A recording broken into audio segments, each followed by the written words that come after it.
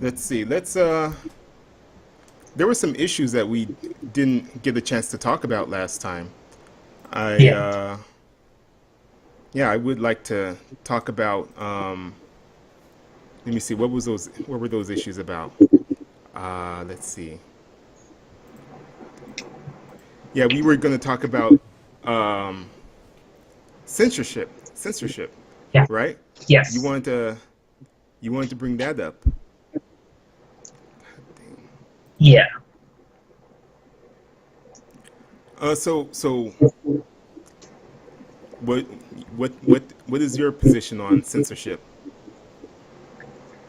Uh, I mean, I don't have a hard stance on censorship as far as saying that all censorship should be gotten rid of and everything. Uh, but I lean more towards less censorship is better. Um, but yeah, I got the impression from talking with you that you lean more towards censorship should be I don't know, is very, very necessary and should maybe be used a little bit more often than it is. But we'd have to get into a specific subject and everything too. Yeah, yeah, I don't really. There's a wide range of moral views that people can hold, right?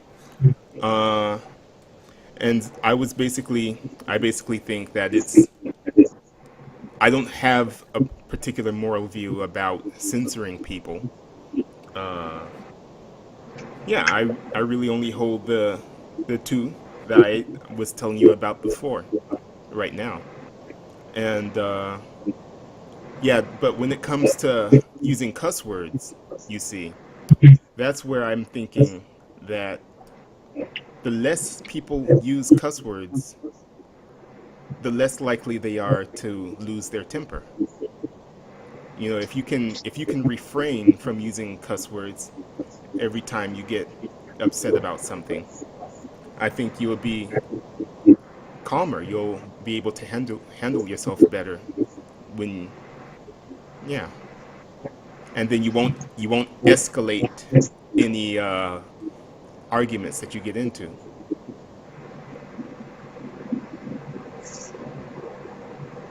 I mean, I could see the correlation between using cuss words and then where your temper is at, but I don't think that there's a correlation between using them and escalating your uh, I don't know your temper. Like I the mean, using them does not make you angrier or does not make you less rational in the moment.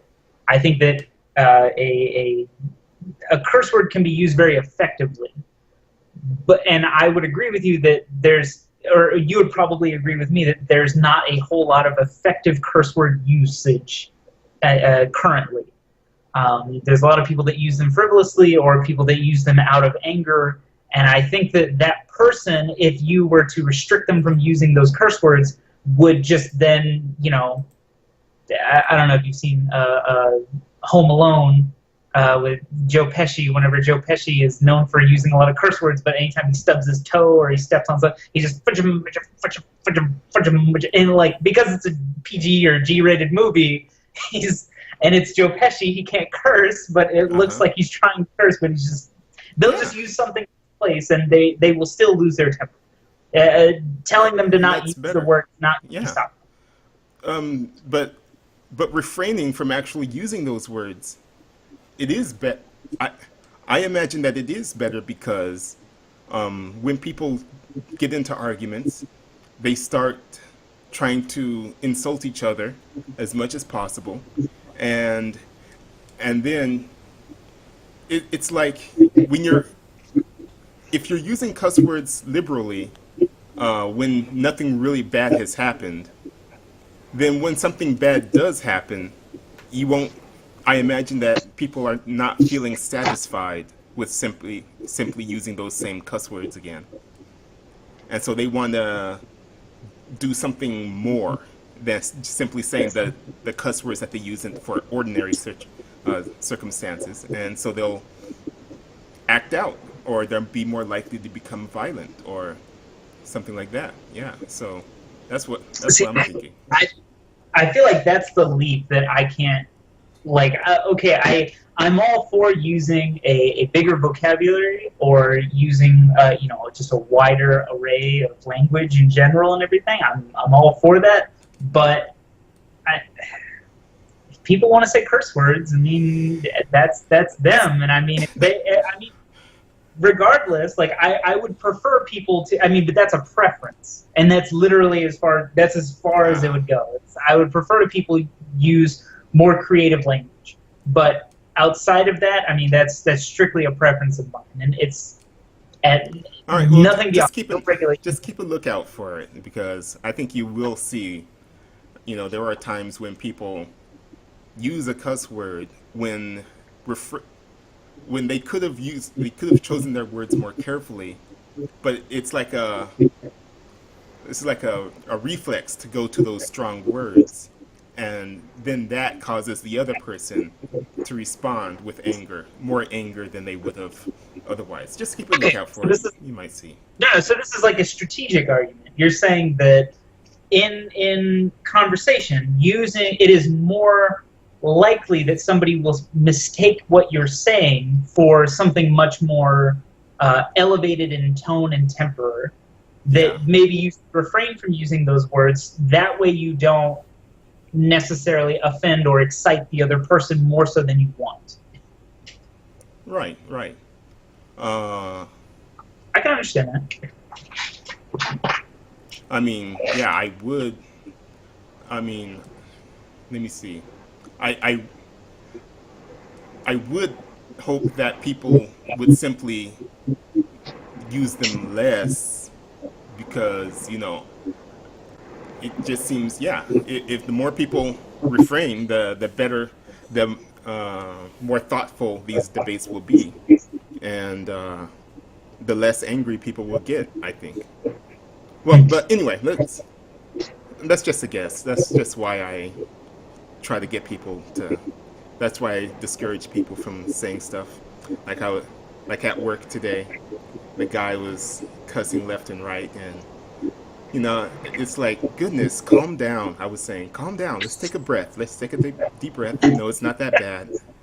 And yeah, so anyway, so I think that there's also like there should be a distinction between using them. I feel that somebody can use them casually, and then I do agree with you that when somebody is using them out of anger or they're very excited to the point where they feel that they need to say this and everything, but it's not necessarily to illustrate a point. I think that there's two very distinct usages. mm-hmm. Okay. Hold on a second. Let me. So last time, we didn't get around to talking about the thing I had emailed you about before. Uh, so I was basically wanting to ask you how hard your job is mentally, and like, did your let me see, did your education prepare you for that, or is it something that you would have been able to get by without such an education? Or so I think you told me that you had, um, what was it? You say that you were able to, because of your college classes or what you learned in college, you were able to solve one of the problems that you had at work by relying on your knowledge of what you had already learned. Is Yeah, that okay? So, I mean, okay, so my degree is in biomedical sciences. So that focuses a lot more on biology and stuff like that, leading up to potentially going to med school. Because if you just get a regular biology degree, it focuses on a lot of zoology and a lot of other stuff. Whereas biomedical is strictly more biomedical assays and uh-huh. testing and stuff like that. So what I'm currently doing is a lot more analytical chemistry, which I mean, I'm basically doing a lot of chromatography, or high performance liquid chromatography or HPLC, UPLC, gas chromatography, stuff like that, which I understood all the concepts of in my college classes and stuff. But I think that that college degree cuts down on your training time. Whereas I think that I could have gotten the job and I could have learned it just, going in there without a college degree. Uh-huh. But I think that it does genuinely cut down on my understanding. Like, I understood everything. And then the first, couple weeks, I'm reading a bunch of standard operating procedures and just going through tons and tons of those. And then after that, then I start helping out other people because they're doing full, validations of methods, because that's the department I'm in. So they're doing full validations of methods, or they're doing little partial validations, and I'm going out helping them making mobile phases or standards and stuff like that, or helping them make samples and just simple dilutions and stuff like that. But then eventually, I can't hear. Okay, can you say that last part again? so, then you start doing your own full validations. Okay. But basically, that's the idea with it, is that college basically, I mean, one or two of my classes went over the theory behind it, which could have been explained to me and then shown to me, in maybe a lecture or two, or, maybe 2 days' time during my training. But I had all that knowledge beforehand, before I even walked in the door. So all of that does kind of help out. I think that if I had a job that was specifically more in my field, because my company is very nice to where they will allow people in that are biology majors, chemistry majors, biochemistry majors, where even biochemistry majors, they don't typically focus on a lot of the analytical chemistry. Of course, that's like half their degree, but a lot of the times they're focusing on a lot of biology aspects. So a lot of what they learn doesn't necessarily pertain to it, but they are technically qualified for the job. Okay. So yeah, as far as like, did it prepare me mentally and everything? I would say yes. And specifically also, I ran into a problem where my biology knowledge actually paid off with the product that we were using, where a lot of the other people were chemistry minded, and they were kind of looking at it like, that's really weird. Why are we getting this numbers and stuff like that? And I was able to come in and say like, oh, I think that there's, a biological element to this that is affecting it in the way that I think. It turned out that was true. Okay. And then we proved that through doing a little experiment and everything. But yeah, so that all paid off, and it was nice. Would I have been able to get by without it? Yeah, but it would have taken me longer to get used to everything. And then, yeah, this wonderful question that you add in there on the end. I'm curious as to how much better you think you are than those of us who didn't have your opportunities. I mean, I'm blessed with having parents that were able to help me through college and everything, and that's. I mean, I'm happy for that, but I don't think that I'm better as a human being than anybody that didn't have that opportunity. I just think that I was lucky enough to get that. No, I didn't mean it like better as a human. I'm thinking because you've become more libertarian minded or classical liberal, right? Classically. So yeah, I'm really kind of like. So yeah. You're like more like you like the idea of the free market, and you think that if the markets are freer, then America would be even more of a meritocracy, and you believe that people get the money that when people make a certain amount of money, it's because they deserve that amount, right? And so now that you're in this, that you have this kind of job, and you're probably making more than average some other people. Do you think that it's because you deserve to make more than those other people? Do you think? Yeah, basically that's the question. I would say that I really tie it a lot into responsibility. That what I am doing does have consequences. If I'm working for a full solid month and I'm doing really shitty work, and then by the end of that month, all of that work has to be redone, that costs everybody money. Whereas somebody that's working a minimum wage job and is just doing very poorly at their job and everything, I mean, you know, that inconveniences a couple people, but I mean, maybe people still get paid, but there's not as much responsibility on that person's head. And I would say that the way that people are paid generally is tied to the amount of responsibility that that person has towards the company. Wow. That's a general idea, and that's not always true. Of course, there are people that are overpaid, there are people that are underpaid, but I think that's the general metric. And I would say that I deserve to be paid more than a minimum wage job person because I have the knowledge backing my position, and at the same time, there is more responsibility on whether or not I get my work done. Okay. So I was more expecting you to say that the money that you make scales with the amount of hard work you're doing, but you're saying that it scales with responsibility. You're saying that you have more responsibility instead of saying that you're necessarily working harder than other people. All right. So now I want to know exactly what counts as more or less responsibility.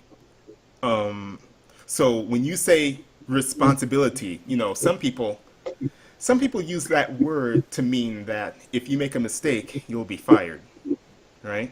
And so you'll have to take responsibility. Well, hold on. Before we get into all this, I think that both are ambiguous terms.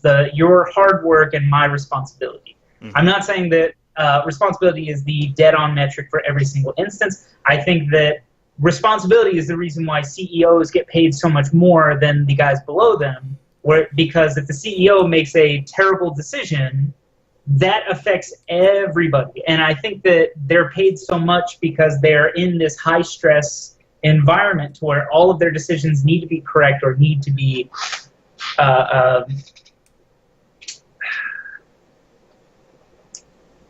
there's much more dire consequences for any poor choices that they make versus the fry cook at the local McDonald's.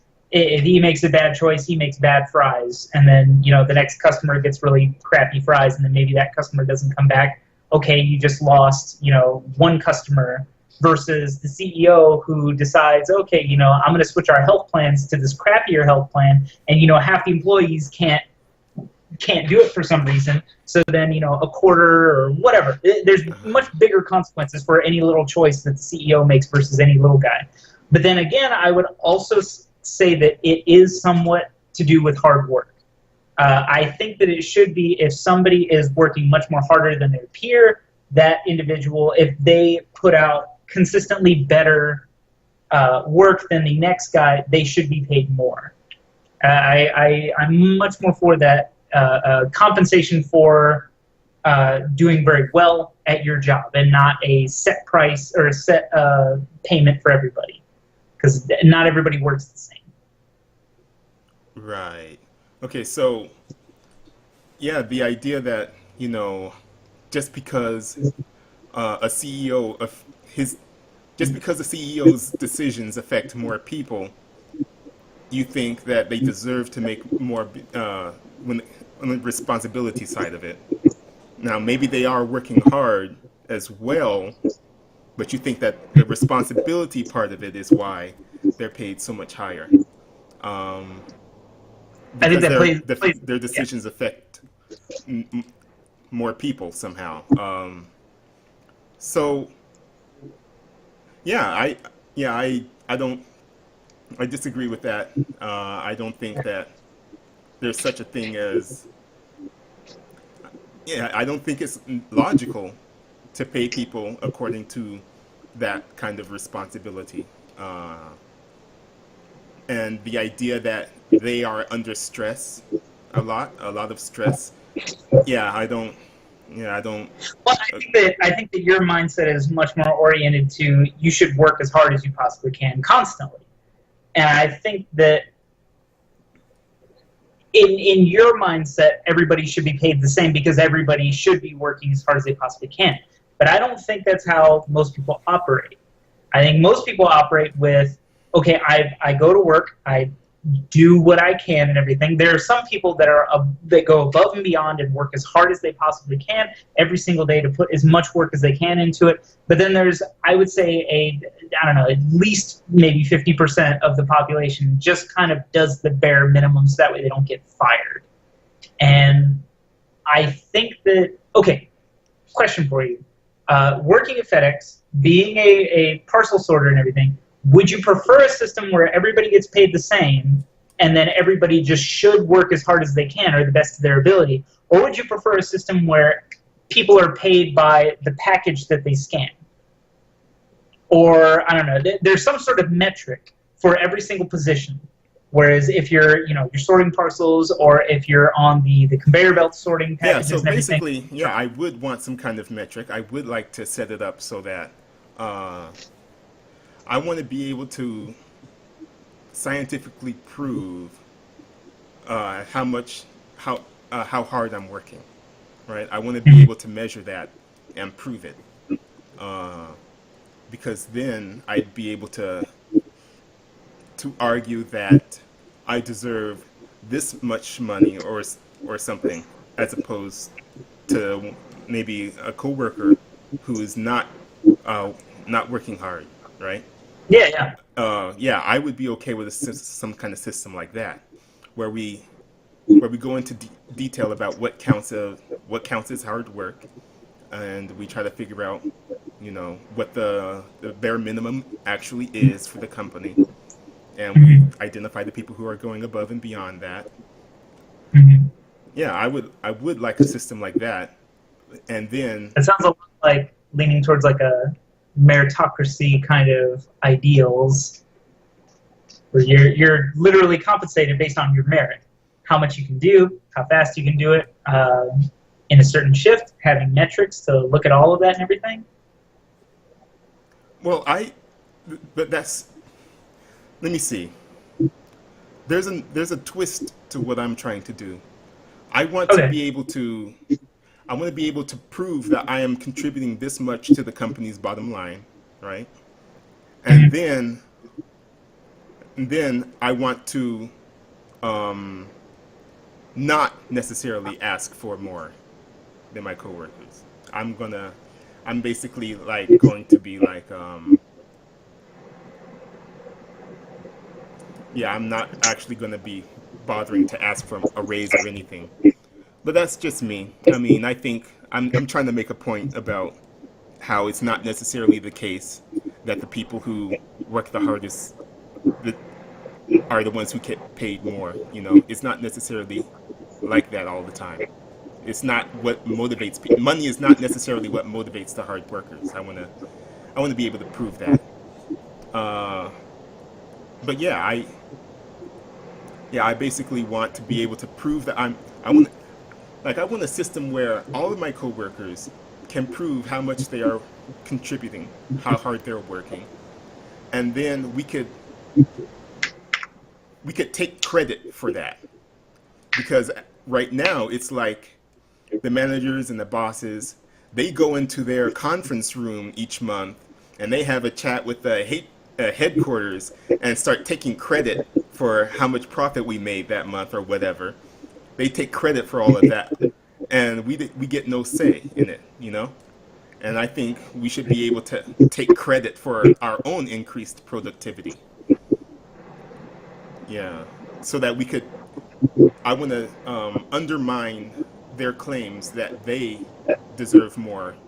They're trying to get raises off of our productivity. I want to undermine those claims that they deserve more because we became more productive. Yeah. So that's Okay. that's more like what I want to do. And then if everyone is paid on the gradient based on how hard they're working, yeah, then I'd be okay with it. Yeah. And like if they volunteer to make, yeah, you should be able to. You should be able to. decline a pay raise for one thing. That's one thing that I think is still making me upset. But whatever. See, I don't understand how that proves a point to anybody. I feel like anybody, like, okay, if you could see everybody's, pay rate or how much everybody is paid and everything, and then somebody sees that, oh, Chris does this level of work, but he gets paid as much as, maybe this guy who doesn't nearly do as much. Everybody just kind of look at it like, okay, well, that's dumb. Like, why doesn't No, he ask for more? And then, or everybody else would, I don't know. Like, no, I don't understand how that changes minds. Like, what?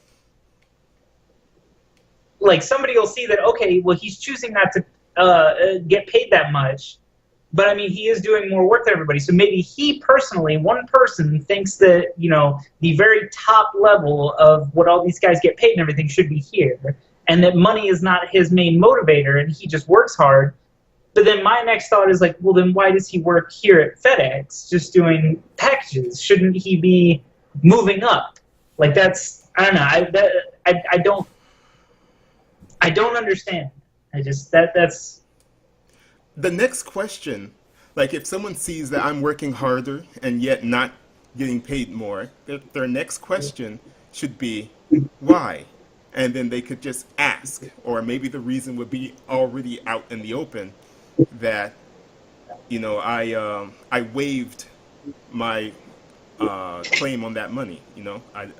I declined the pay raise, and then yeah. yeah, But you said to prove the point that money is not your motivator.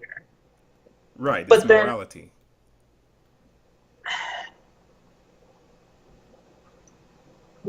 okay, my next question is, okay, and then what?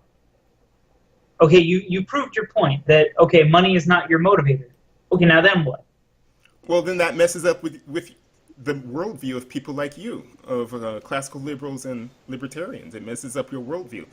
And uh, because I think that you guys have a particular, I suppose most people have the view that, God, no, it can't be most people. People who have the view that, the harder you work, the more money you should make. I And think that, that's just I anything mean, that's that, and that's how the world currently works. America yeah, is yeah, actually a meritocracy right now. yeah. Yeah, it would be the idea that most people think that it would be depressing, but yeah, I'm not in it for the money per se. Uh, yeah, and so then different people have a different idea of how many people are like me and think that it's morally good to work hard regardless of how much money you're making. Okay, and Oh, so okay. so I want to. I guess. But my next question is, but okay, well, what's your next step? Okay, now you have We'll denied debate with the. people. I'll debate with people. No, no, Try to no, get no, more no, people no. to. No, I mean, career-wise. Like, okay, you've reached a point where you have proven that you work harder than almost anybody else, but you've denied a pay raise. Okay. And anybody that asks you, you have told them that, oh, money is not my motivator. I work hard because I want to work hard. Okay. This is my job. This is what I do. This is who I am. And that's it. But what's the next step? The next Like, where step do is you to go? undermine. The next step is to undermine the current hierarchy of the company by taking on more and more responsibility for the jobs that the managers and the bosses are doing, while still not asking for a raise, still not asking for a promotion. So that would, I feel like that would require you to try to get the promotion. But then you would, maybe on your application for the promotion, which by your definition, that would be increasing the responsibility. You would apply for the promotion, and then on your, preferred amount of pay or something like that, you put what you're currently making. Because most applications do allow you to do that, where you can put, I don't know, this is how much I want to make. What I'm talking about is, let me see. Like currently, the managers, they decide where people are supposed to go in the building and how, where to position them and what they should be doing. But I'm thinking that hey, it's not that hard a thing to do to make those kinds of decisions. We can make those decisions ourselves. All right. So if more of us start to understand how the business is run, and we start to make the decisions that make the business operate better, that would undermine the managers' jobs. And then, like, if we could brainstorm ideas for how to change the layout of the building, change the way the system works, then that would Okay, okay, undermine the boss. And that's what. okay. Question. So, okay, you're trying to do a bottom-up uh, management type of thing. Everybody knows where they need to be at the right time, and work from that way. Okay, would it be a better message rather than trying to stay at your current position with everybody around you and everything, and doing uh, uh, trying to work from the bottom up and basically making the managers' jobs easier and easier, whereas corporate has no idea that the managers aren't even doing anything. Let's say you run the entire place, by the workers by themselves. The managers could just not show up to work. You don't have a direct line to corporate, I guess. Maybe you could get them on the phone or something, but I feel that at your current level, those middlemen could basically just kind of coast off of your work. Oh, so you're To saying. me, I'm saying what would be much more shocking is if you were to get a promotion and refuse any pay increases. You move up the ladder to supervisor, you move up, you eventually get to manager, and you're like, hey, I'm gonna stay at $10 an hour. Like I will not take this position unless I get the same amount of pay, because I believe that, this is the pay is not my motivator. I want to work hard. I feel like I can do more at these higher levels than I can. The problem with that going that way is that I would have more automatic power over the other employees, and I don't want that kind of power, that kind of authority. I want to convince my coworkers through logic and not necessarily threats of firing them. So that's why I want to do it this way. You don't have to fire them. You having that authority doesn't necessarily mean that you can use it. And I feel like everybody else would accept you if you were to get the promotion. Everybody would accept you in that position. But then if you could logically tell somebody, hey, what you're doing is immoral. You should be consistently doing this and everything. But I feel that there are just some people that are not going to listen to you. And then you're going to have to, somebody doesn't show up to work several times, you have to fire them. That's in their contract. They signed up for that, and if they break the contract, that's it. That's No excuses. No. Yeah. Oh man, you would be a man. You wouldn't even ask them what happened. You wouldn't. I'm not saying it's a one-time. Yeah, almost every place that I've worked, it's been if you have a one-time no call, no show, you're fired, because there's no reason not to.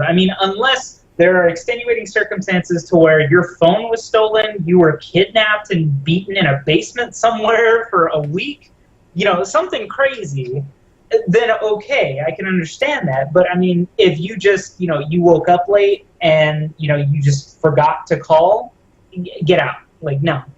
I would say no, you're fired. Wow. But People forget things. People forget. Goodness. Even the first time you would. Okay. All right. By forget, a day or two goes by, you haven't called, messaged, or anything. To me, that goes past the point of I forgot and goes into negligence. And this is your job. This should be important to you. Oh, okay. Whatever. If I feel like that I'm like way too sick to go to work, I'll still go to work and everything, and then I want people to see that I'm sick to the point where if I'm throwing up or something like that, or I'm really just miserable and everything, then I'll call or I'll message. But if I'm to the point where I can function, I'll still show up to work and continue on. And, I don't know, maybe I'll wear a little mask or something like that so that way I'm not spreading everything. But at the same time, I don't know. To me, work is priority number one. All right. Whatever. I guess you just have a different sense of how many no call no shows are people who are Yeah, irredeemably I mean, lazy and any job that I've had, I think you can have so many no shows and everything as long as you call and have a legitimate excuse. And I don't know, like any other place, if you got into a car wreck, your boss would need to see the accident report. Or if I don't know, you're sick for my current job is if you're sick for like 3 days, I think you can be sick for 2 days, but if you're sick for 3 days, you need a doctor's note. So, and then you only get so many sick days per year and everything. So I feel like all of that is legitimate. Whenever you go over that, like, I don't know. And okay. yeah, All right, so you have that job because you were lucky to have the parents who would help you get through college, right? yeah, And technically so, grandparents did. okay, okay, and so you would say that there is luck involved, right? I would say that, I wouldn't say luck. I would say that You said luck they, earlier. Oh, go ahead. I misspoke. I would say that I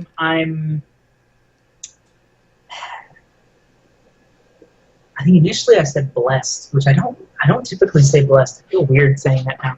But I think that I was lucky enough to be born with parents that had worked hard throughout their lives to achieve enough money and you know to put me through college. And they made those choices. They made, I don't know, choices all throughout their lives to get to the position where they had the option to pay for my college, and they chose to do so. And I am very grateful for that. Okay. And how did they how were and you think that they were able to put you through college because they worked hard and they made those choices and they worked harder than other people, right? Is that you think it was because of merit?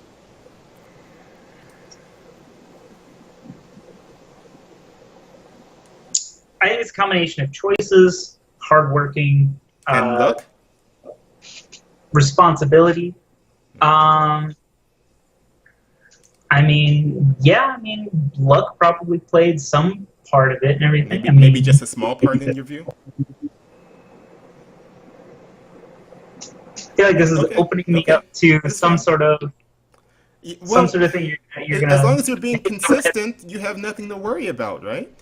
Um, yeah, so anyway, yeah, because when you're saying you were talking about your parents worked hard all their life, and yeah, that implies that people who make less didn't work hard all their life. Uh, No, yeah, anyway, and again, somebody can work as hard as they possibly can their entire lives, and stuff just happens to them. They get sick, they get cancer, the whole family gets cancer. Something, stuff happens, hmm, and that's not necessarily. I mean, you can consider that luck. Some people are just unlucky versus some people lucky. Some people are just born hard workers, or that's just part of their work ethic, and some people are just lazy as hell.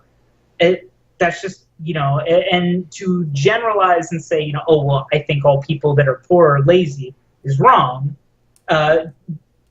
And to say otherwise is also wrong. That everybody that is really well off worked super hard to get to that position. Like a lot of them may have been born into it. okay, And yeah, but I think that those people that are wealthy and are currently working no,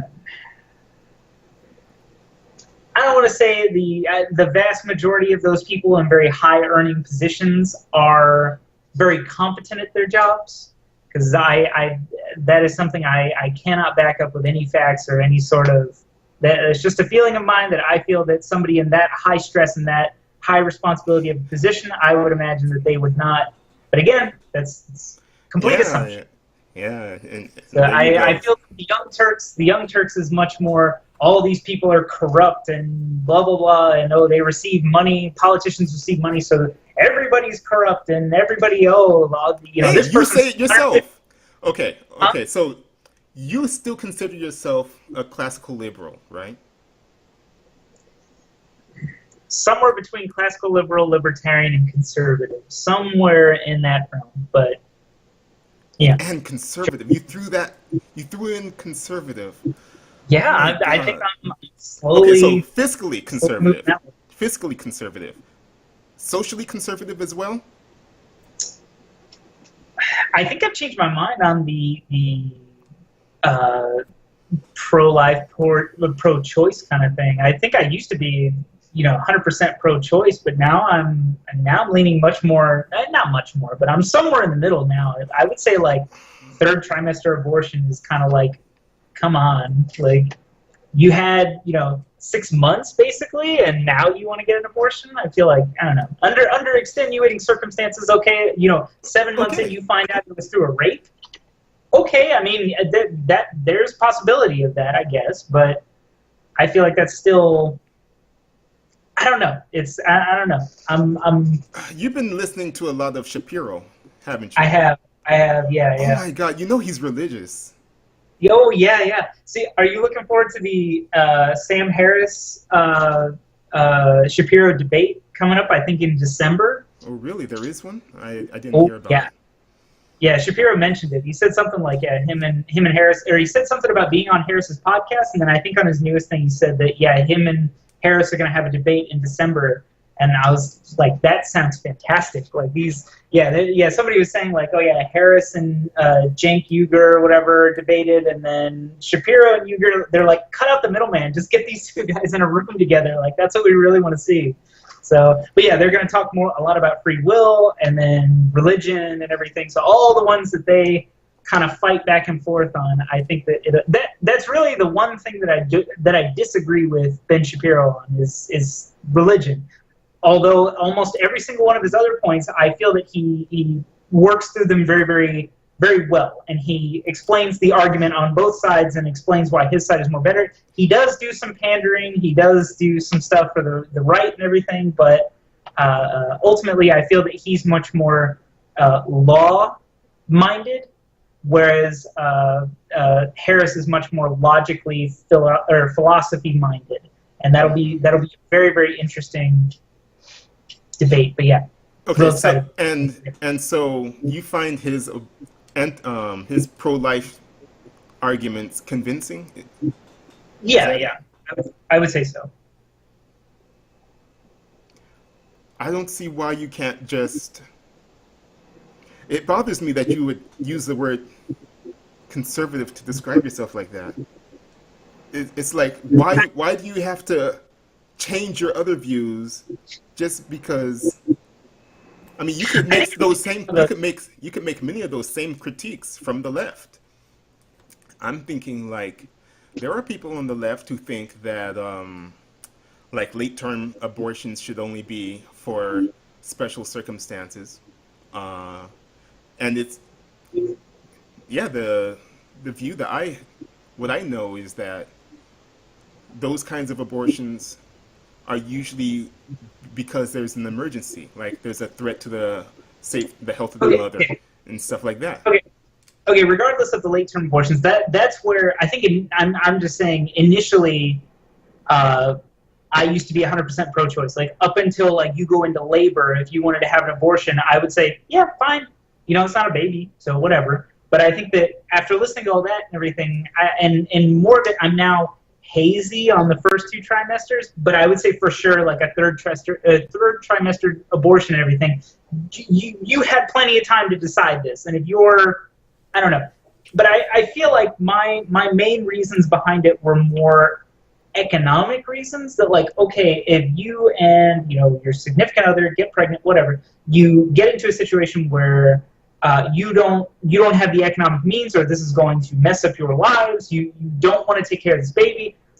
I think that adoption is a perfectly logical option, and that you're not like I'm really questioning whether or not this is murder, because the baby is going to grow up and everything. If nothing, I mean, if you don't do anything to harm it and everything, it is going to grow, it is going to be born, and that is I mean, I feel that my economic desires do not trump the possibility of a human's life and I don't know, a human being's aspirations to life. I feel that those don't equate, and I think that was the biggest kind of thing that I'm like, okay, maybe I need to rethink this. Again, I haven't fully settled on it. I'm not 100% pro-life or pro-choice, but I would say, yeah, any sort of late-term abortion and everything, like, I would say that those being outlawed, and again, like, anybody that says, oh, anybody that's pro-life is, hating or against women's rights, blah, blah, blah, it's, I don't know. Whereas I used to buy into all that, but now no. Like, there's a definite legitimate debate to be had here over where the line is and what's... Again, you forgot to mention the exceptions. Yeah, I'm thinking, like, if you would just agree to those exceptions when, like, if the baby is if they discover that the baby has a defect, a birth defect, or an illness, and would die soon after birth anyway, or if the health of the mother is in question, you forget to mention those. Okay, agreed. But Okay. I feel that those And then you are... could still call yourself on the left of this spectrum. Then you don't need to start calling yourself conservative on that issue. Yeah. Anyway, I mean, the conservatives, they're wanting to ban it at what, 20 weeks, something like that. Yeah, so they're trying to push it. They're trying to push the boundaries sooner and sooner, right? See, I don't know. I feel like, because there's a certain, like, week or several week period and everything where you don't know whether or not you're pregnant or not. So I would say, like, from the moment that you can find out, and then from the moment you start to see first signs and everything, I feel like you should at least be given some sort of, like, indication of it, and then, maybe a 2-3 week period or whatever. If you haven't made the decision, then that's it. My friend has an interesting position on it. His idea is it's between them and God, or it's between them and whoever they answer to, and that's it, because it's literally their kid. So hey, if they're stupid and they want to go out and just have sex randomly and then get pregnant left and right and then just have abortions left and right, it's like, hey, that's them killing off their own gene pool. So Is this a conservative friend? No, I think he's more. I don't know what his views are. I think he's just now starting to get into politics. But yeah, he's just kind of like, hey, you know what? Yeah, like, because that sounded like a liberal, super liberal position. Like they don't, like you said that you had before, where you don't even care. Beforehand, you didn't care if they had late term abortion or anything because But then you mentioned them killing off their gene pool, and that sounds suspicious, right? I mean, no. He said something more along the lines of, if they're choosing to have abortions over and over, that's them stopping their genetic line right then and there. Like, they're not, their mindset is not continuing on through their progeny. It's like, okay, all the pro-abortion people will eventually, like, I guess the idea is that pro-abortion people will eventually, like, kill themselves off, basically, in 40 years or a couple generations, there will be less and less of them. Something along those lines. But it's, if stupid people want to use that rule and everything, then hey, whatever. It's between them and whatever their religion, or if they don't have a religion, it's on their conscience. That's it. And it's like, yeah, okay. I mean, it's consistent. All right, so yeah, you're open to the idea of banning abortion even sooner. All right, whatever. Let's move on to something else. Yeah, so let's see. Now, we were talking about, you were saying that you didn't want to speculate about how many of the CEOs of companies, how many of the people in the upper management positions are actually working hard. How about we, like, have cameras everywhere so that we could check and see who's actually working hard and who's just... Yeah. Have you decided on a name for this whole idea and everything? Cause the man system. Huh? The man system. The man system? Yeah, camera, 24/7 surveillance of everyone, yeah. So, man surveillance? That's what it would be. That's your big brother company. Yeah, rather than calling it, perfect surveillance or something like that. Because whenever I was trying to explain this, to my mom, and my mom absolutely hates this idea, but she can't logically refute it. And I'm like, I'm with you. I want to logically refute this and everything, but until like we can figure out something, and she would like propose something or propose something else, and then I'm just like, no, yeah, that's not gonna fly. No, that's not gonna work either. And like yeah. And then I'm like, okay, so that we would both like exclude all the logical or the not logical, the logistical ideas or problems and everything. Like if you excluded that, what would happen and everything? And yeah, so yeah, still couldn't come up with a foolproof I don't know, refute of the idea. But yeah, rather than calling it perfect surveillance, I really think you should call it perfect accountability. I feel like that sounds a lot better. And euphemisms. You want? Yeah. If you're trying to sell this idea to people, that's how you should start it off. Because the second you say perfect surveillance, everybody is on their guard. But you say, hey, perfect accountability. What if you had a camera on every criminal, every wrongdoer, every person that's lazy, whatever? You focus on all those bad people and everything, and then you work it into like, oh yeah, but it's on everybody, And then I think everybody would still like, whoa, hold on, like, wait, I don't want a camera on me at all times and everything. Yeah, so I'm not going to take your advice there, but I have been running the idea around with some of my other coworkers.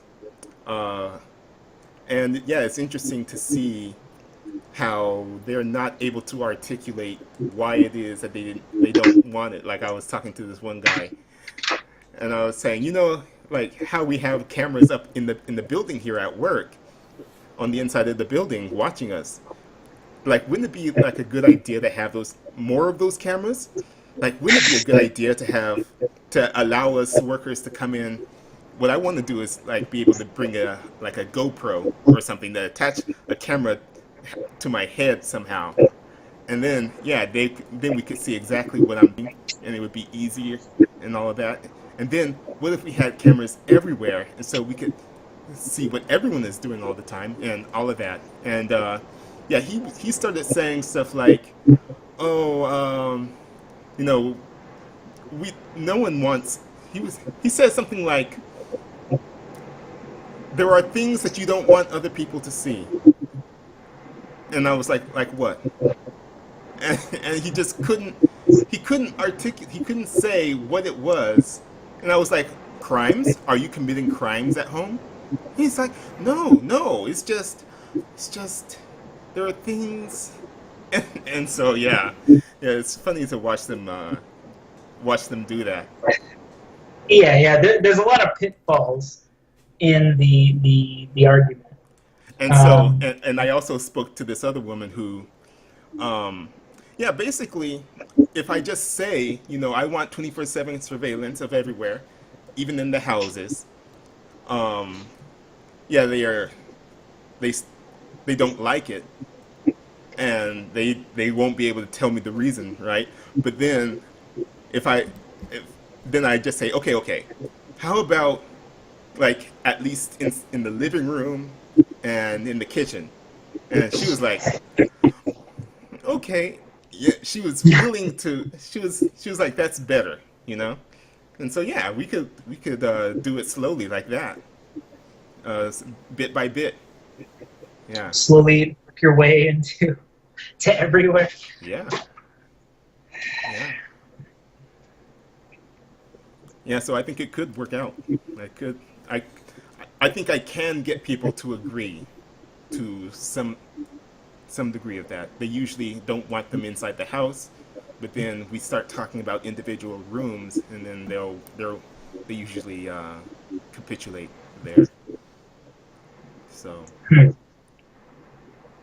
they're reluctant about it, but again, like you say, they don't really have a good reason. All right, so let's see. How about you put some cameras up in your apartment? Why would I want to do that? What do you mean, why? So you can scientifically prove that you're not committing crimes, something like that. No, I'm good. No, Whoa. I'm still on my. I'm not totally sold on it. I see the how it's the strong logical position, but I still want to find a way. It is the only idea that I've come across where I see that it's the logical high ground, but I never want to take it. I absolutely want to bring it down, And and I that's don't know. because you are committing crimes. No, it's not because I'm committing crimes. I think that there's I think I don't know if it's society today or just the I don't know, maybe some sort of group think kind of thing that privacy is a good thing, and I feel that everybody has an innate just feeling that privacy is a good thing. Having your own privacy is a good thing. Being able to do what you want behind There's closed doors where no nothing. one else can see you is your business. Oh And God. Uh, okay, okay, I, okay. Anyway, you just yeah, keep thinking about it. You keep thinking about that. yeah, Um, I'm figured out. The best we could kind of come up with was that it was something like people would have, or I guess what my mom was kind of saying is that people would have to always 100% be on, you know, like there's a difference between whenever you're at home, kind of by yourself, casually, you know, lounging around, whatever, then versus whenever you go out to, I don't know, a fancy event, like a wedding, funeral, whatever. You have to be more focused and more focused on everybody around you and what is happening, and I don't know, and just being on camera 24/7. You would have to be extra mindful of everything that you're doing to the point where if you just as want long to as do it, something, as long as you're being consistent, as long as you're not acting hypocritically, I mean, there's really not. All right, all right, whatever. I get the thrust of it. But yeah, that's about the closest we can get all to right, all to right, something. But all right. There's another thing I wanted to talk to you about. So I sent you the link from the Young Turks, and they were yeah, talking about. Did you watch it? yes, Okay, so I kind of watched it on like 1.5 speed just to kind of get through it a little quicker and everything. But I picked up on most of it. It's kind of skimming the video, but I okay. saw most of it. All right.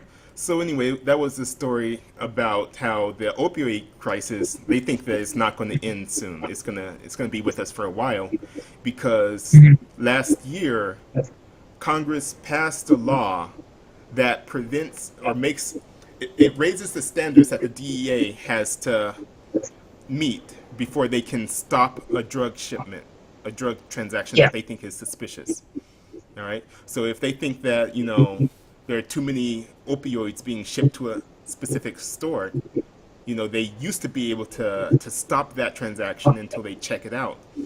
But now, last year under Obama, they passed this. They said that it was unanimous that they passed this bill, and Obama signed it. That now the DEA needs to have um, they need to have a higher standard of proof that imminent danger will result if they don't stop the yeah, transaction, right? yeah. There's several red flags throughout the video that I had while watching it. One, the DEA is not always. Or were you done? Did you Yeah, want yeah, to and continue? Okay. I just wanted to add in that the Young Turks claim is that the reason that this bill was passed and supported by the Democrats is because the pharmaceutical companies, the industry, has paid them off basically, and they're corrupt. Even Obama received money from the industry, and that's why he decided to sign it instead of checking to make sure that it made sense. All right, go ahead. Mhm.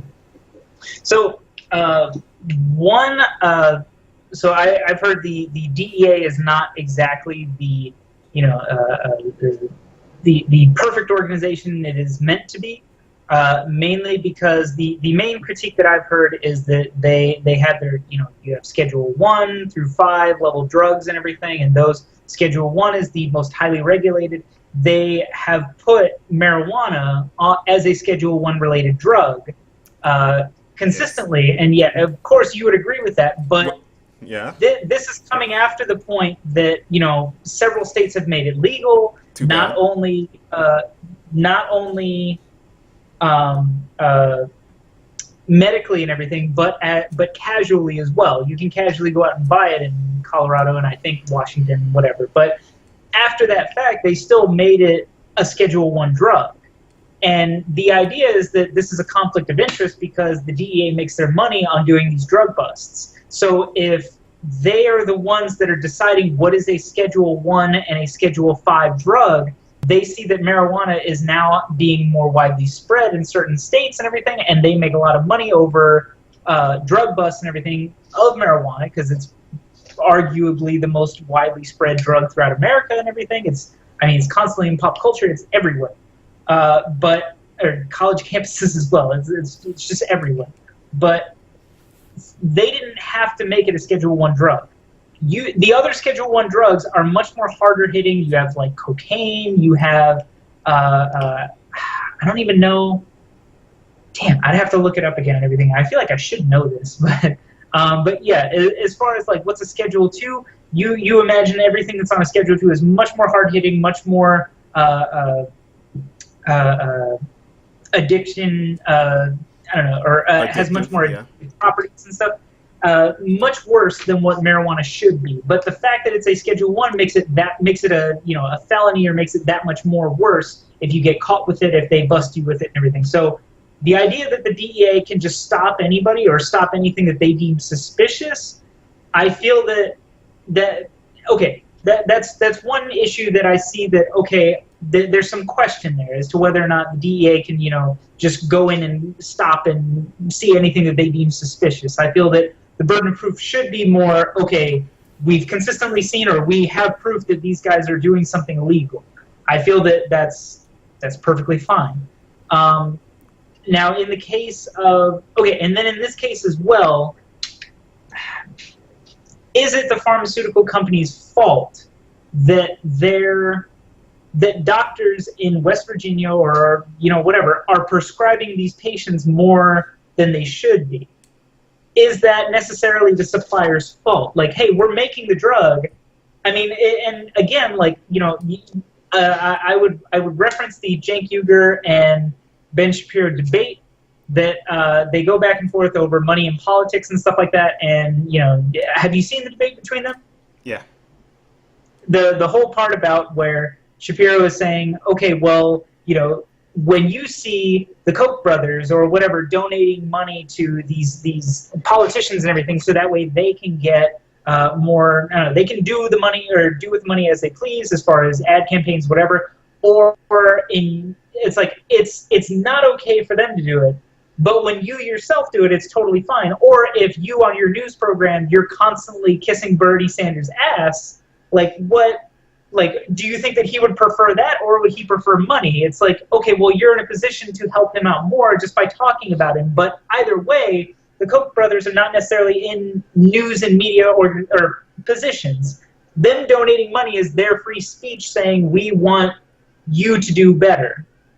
And I think that, and agreed, or another thing that Shapiro mentions a lot is, if you can show me on paper that there is a quid pro quo going on, we are all 100% against that. If you can 100% show that these drug companies know that they're shipping tons and tons of their drugs to these places in West Virginia, and they know that it's getting sent out to all these people that don't deserve it or shouldn't have prescriptions in the first place, and all of that illegal action is going on, we can all point out, this is what's going on, this is wrong, this is wrong, this is wrong, you should all be punished for it.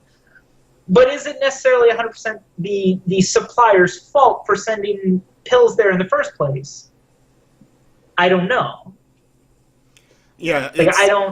I feel that there's a lot of, they basically will take, here's all the money being sent to politician B, and here's the bill, and there's people dying, we're connecting the dots.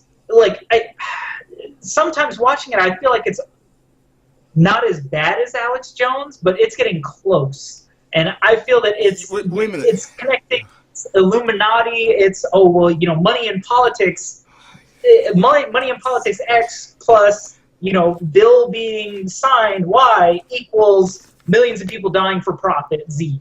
There's so much here. No. Man, I need to have a system for writing all of this stuff down. It's amazing. Now I have to. I want to be able to use some kind of shorthand to make notes. I want to learn how to do that so I can keep track of all the claims that you made and all the potential flaws there. Each time you're quoting Shapiro, what Shapiro said, you're implying that what he said is logical. Now, let's remember my debate rules, okay? The first rule is to debate logically. The second rule is um, to say things that you believe, to try to convince someone. Let me see, I forgot the exact wording now. But once you decide something is logical, that means you need to adopt that view. And when you say something is illogical, that means you cannot adopt that view. So if you're quoting Shapiro positively and with a positive connotation, you're implying that what he's saying is logical. But you haven't necessarily stated on the record that that's the view that you hold, that you hold the same moral views as Shapiro. Now, let's go through the list of moral views that you're willing to state on the record, on the internet for everyone to see.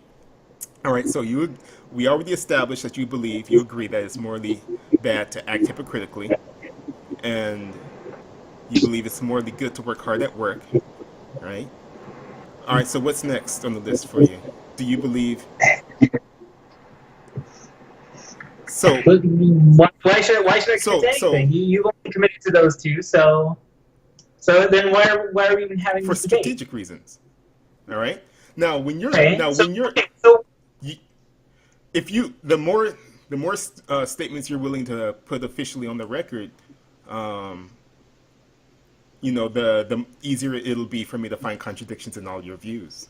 All right. So for strategic reasons, you might want to hold off on saying it officially, right? So when you're saying that you said that Shapiro pointed out Cenk Uyghur's hypocrisy on the issue.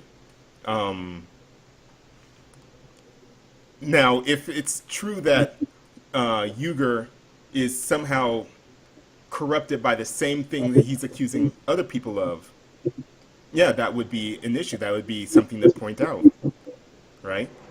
But then you also said that when Shapiro pointed out that Sanders would have preferred money over... No, I said the other. What is it? It was that he poses the question, and I've completely butchered it, and I feel like just go back and watch that little segment and everything. But it's Shapiro posing the question to him, saying like, "Do you think that Sanders would have preferred you sending him money or you kissing his ass for an entire election cycle?" It's something along those lines, saying that you're a news network with a decent amount of viewers and everything. You're in the position to consistently talk well about your candidate, whereas implying that other people that donate money aren't necessarily in the position that you're in, and that them donating money is their form of free speech and trying to endorse their candidate. And whoever wants to do that should be allowed to do that. Whereas you're in a position to do better, you just donated money, that's fine. But all right, so are you okay with Citizens United decision?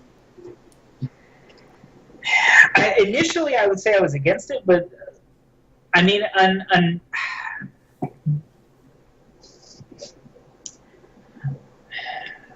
haven't looked into it as much as I feel that I should. Uh-huh. But I'm leaning towards, people should be able to put their money wherever they want.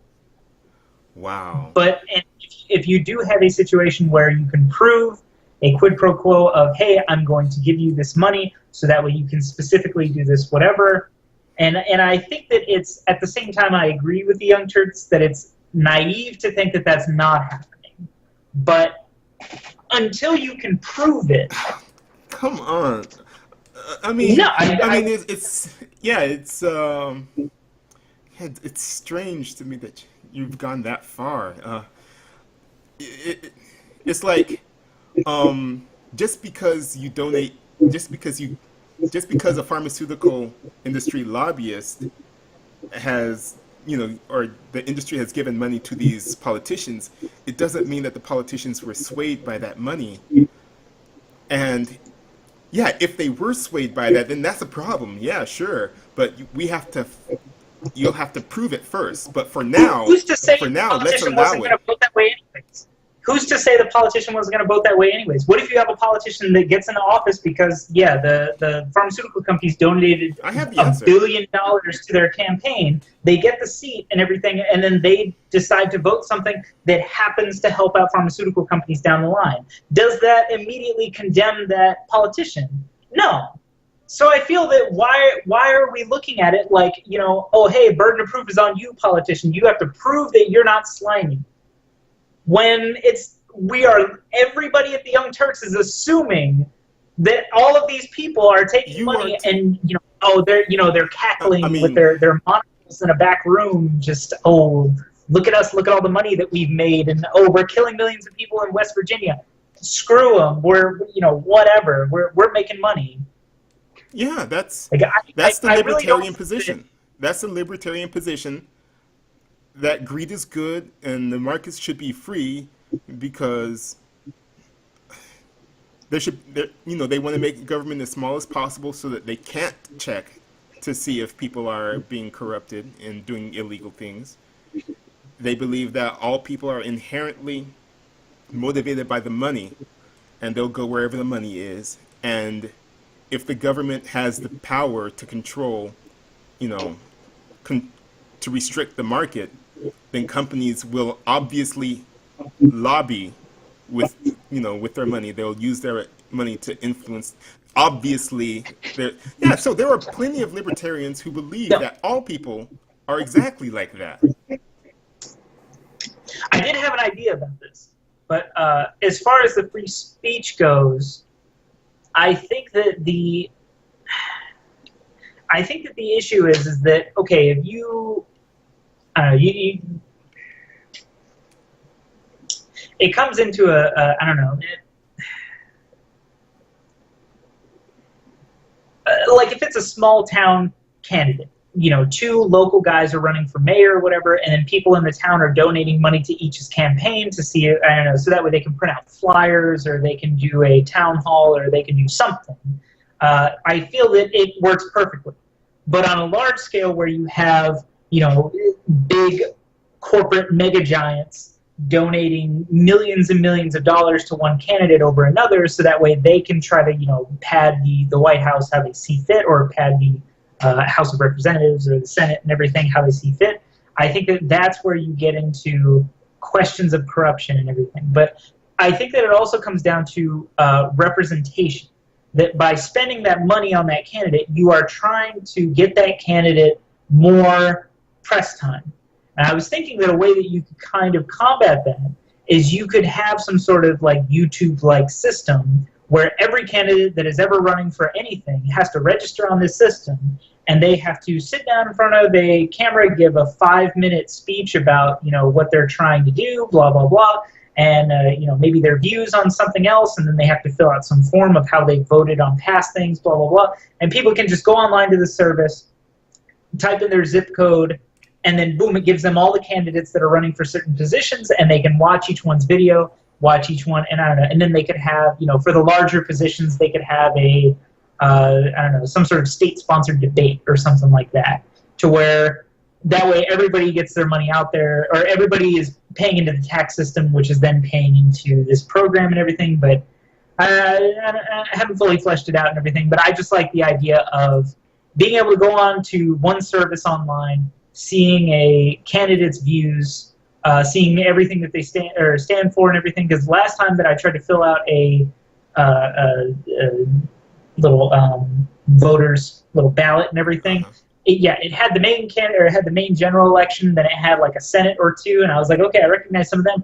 And then there was like 13 judges that whenever I looked them up on Google, I couldn't see any of their views or what they've done or anything about them besides their name and where they're from. That's literally it. So I'm like, I don't know the difference between these 5 people, and I would really like some sort of system that, like, okay, like, I don't know, give me more information. I want more information on all these people and something along those lines. All right, now But now expand that system to everyone, and we agree completely. Yeah, yeah, Yeah, yeah. So yeah. I want I figured everyone. Yeah, you would like that. yeah. You just didn't take it to its logical conclusion, and that's exactly how I also want, like the politicians. I want all of their positions online and searchable. Uh, yeah, and I want it to be for everyone, so that you can easily check when a person is contradicting themselves. What Whenever, if you made it all optional? huh? What if you made it optional? It was not optional for political candidates, but it's optional for citizens. Whatever you want. I want it to be as widespread as possible, and I'm okay with a transition period. Whatever. All right. Um, now if we had that kind of system, right? Yeah. If we had cameras everywhere, we could see who is contributing to the politicians, and we could watch their viewpoints, their views, transition over time, and see if the money has influenced them, or we could hear the phone call where where the donor is asking for the politician to vote a certain way, all right? Yeah, so that's Okay. how we would solve that problem. But Okay. what you're saying is, let's allow donors to donate as much as they want, and uh, and then and then afterwards, it's like I want there to be cameras everywhere. You want people to be able to donate as much as they want. All right, I'm saying if we have cameras everywhere, we'll be able to prove when a person is breaking the law. You're saying, let's hold off on the cameras. Let's allow infinite donations, unlimited donations. And then maybe later down the road, if you get evidence, if you get camera evidence of someone being corrupt, then Okay. Why? it's like, Okay. Why do you want to limit the amount?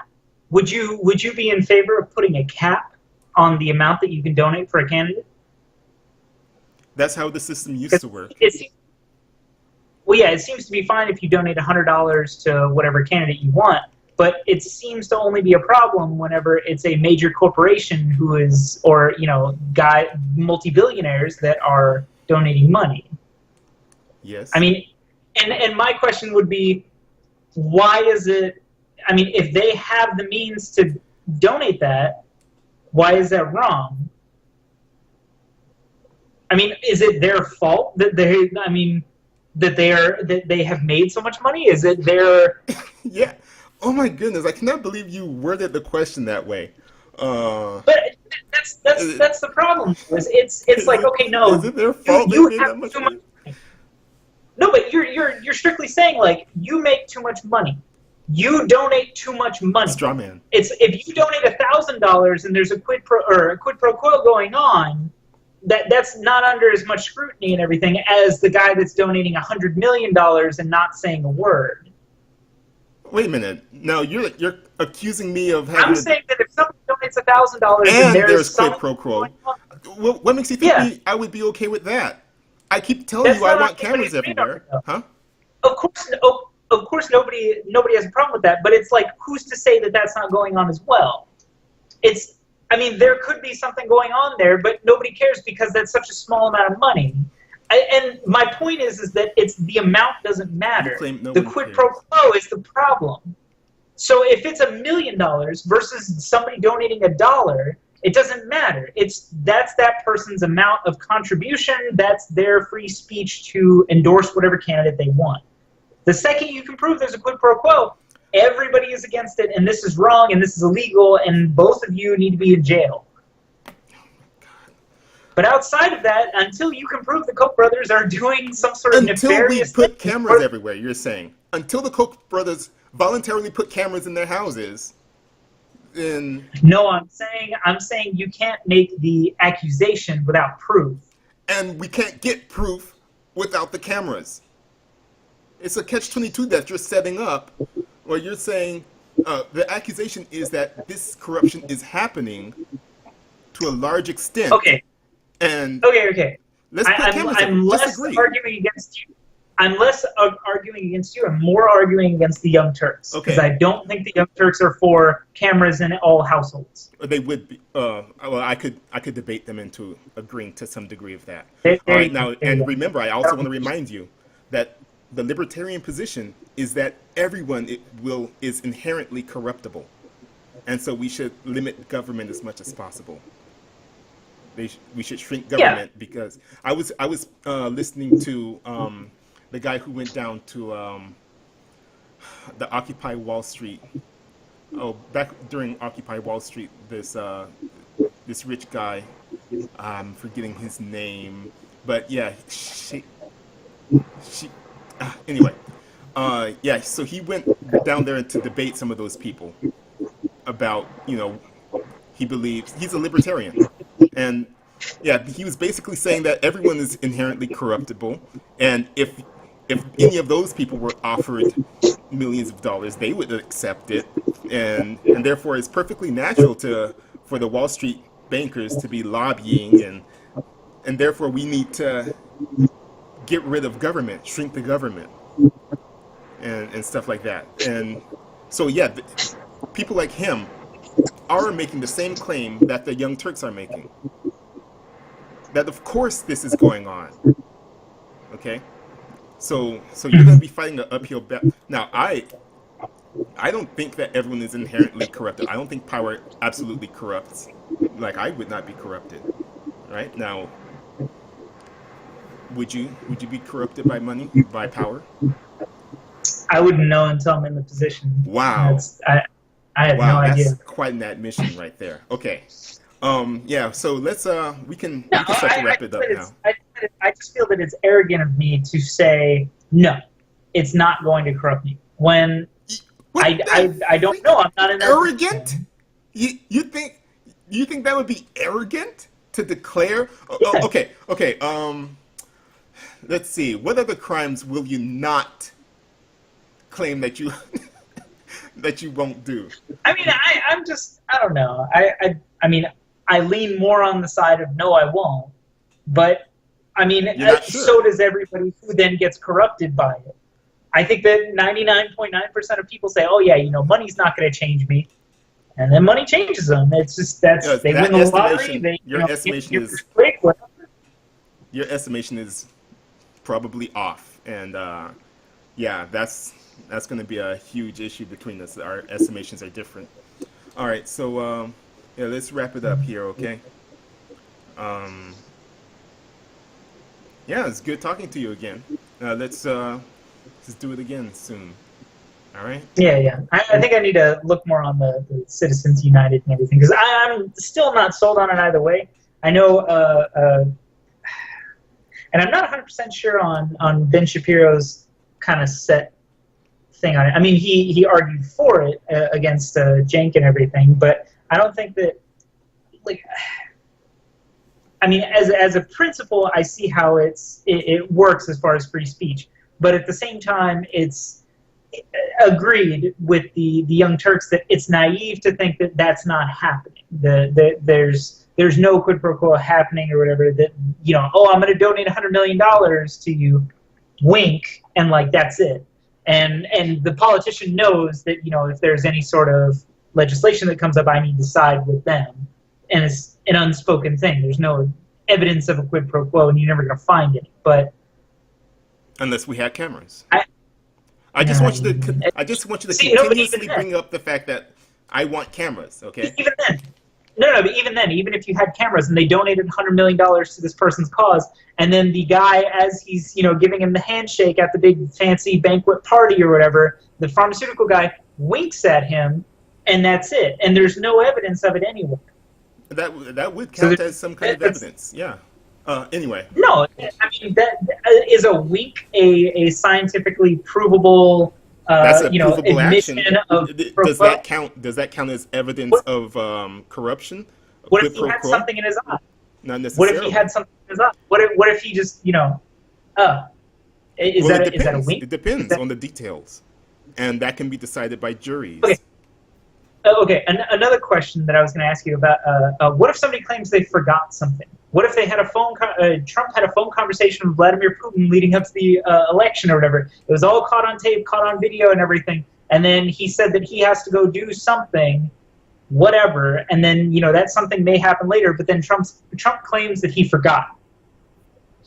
I mean, you would have cameras, you would have evidence everywhere and everything, but I mean, this person is claiming that they forgot, and you can't prove whether they actually forgot or not. Or let's say they don't do exactly what they were told to do, blah, blah, blah, whatever.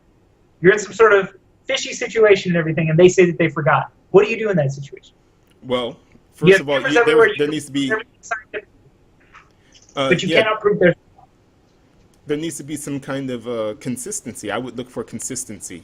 So the question goes to how credible they are when they say it, their mannerisms, whether they act consistently as if they did forget.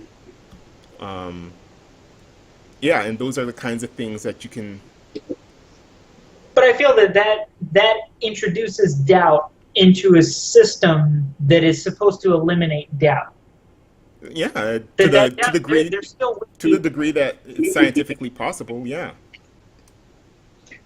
That would be a better system. There's still going to be doubt, and there's still going to be ways to not get around the system, but there's still going to be ways to... But going in that direction, moving the system in that direction is what progress looks like. Okay?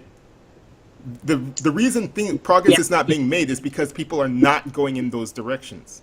Okay? So when you realize that there's a fuzzy area, go towards the fuzziness. Okay? And that's where you'll find me trying to lead other people. That's what progress looks like when we start putting down these details. All right.